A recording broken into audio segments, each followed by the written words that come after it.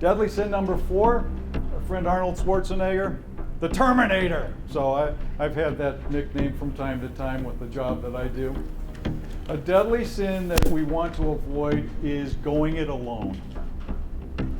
I alone am the Terminator. An employee termination is not something to do by yourself.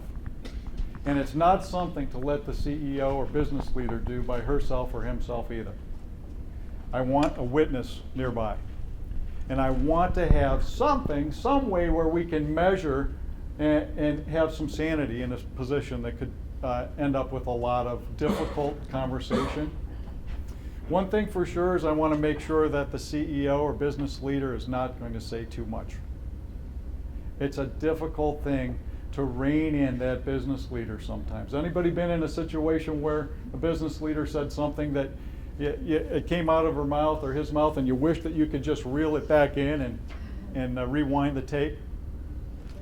What happened?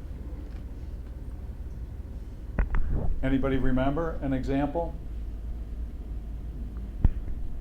Oh, it's a big company for Cleveland. I'm not going to mention. A little louder, Violetta. It was for a big company in Cleveland. I'm not going to mention the name because it's pretty close to here. And in a time of layoffs, a big vice president just said, well, I feel like Christmas.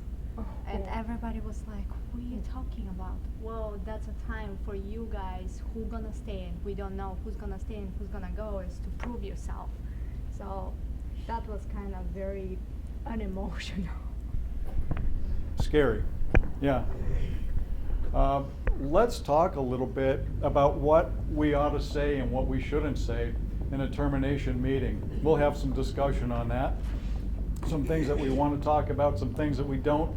But first we're going to bring back an old friend.